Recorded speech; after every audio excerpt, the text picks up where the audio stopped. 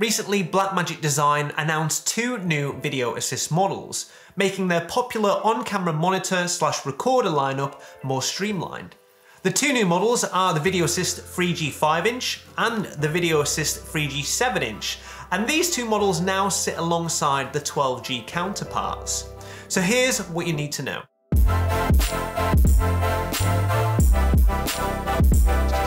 Now before we get into the new 3G models, let's first cover what the difference is with the 12G versions. And really it comes down to three key differences: the screen, the recording capabilities, and the resolutions it can work with.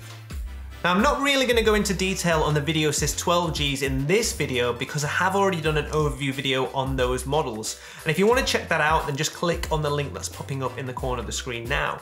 But ultimately, the Video Assist 12Gs have a brighter screen, can record in up to 4K DCI at 60 frames a second, and they can also record in Blackmagic RAW, and also to a USB-C external drive. So let's take a closer look at the 3G models. So as mentioned, there are two models available, a 5-inch and 7-inch version, and of course we're referring to the screen size. And those screens are Full HD and have a brightness of 300 nits. So let's look at the 7-inch version first.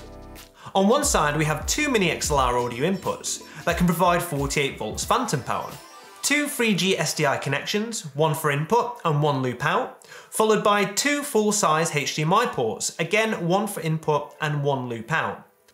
You can actually output via SDI and HDMI regardless of the input type you use. So I can take my HDMI output from my camera and go into the HDMI input of the Video Assist, output via HDMI, or output SDI, or both at the same time. So it's quite nice to have this conversion as a neat trick up your sleeve with these Video Assists. On the other side we have a LANC and headphone port, followed by two SD card slots for recording, and of course the DC power input. On the back, there's room for two Sony L-series batteries, which are hot swappable.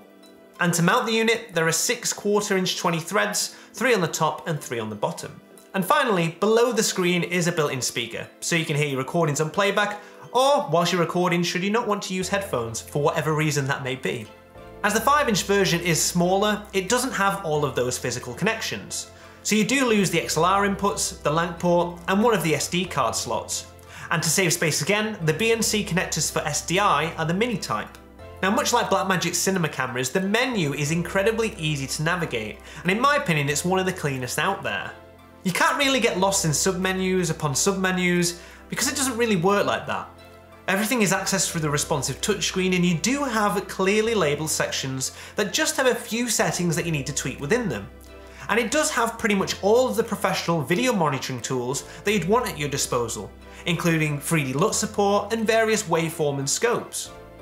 And by swiping sideways on the screen, you can access the metadata of the shot via the digital slate. So then you can input any details that you may want to reference for when you get into your edit.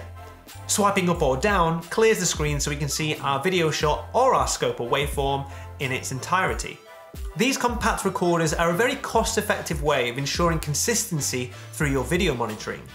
Not only can you improve upon the recording and monitoring capabilities of your camera by offloading that and obviously using these recorders and the screen, but you can actually use them for checking continuity or perhaps driving content on larger screens or production monitors. They're kind of like a Swiss Army knife in that sense.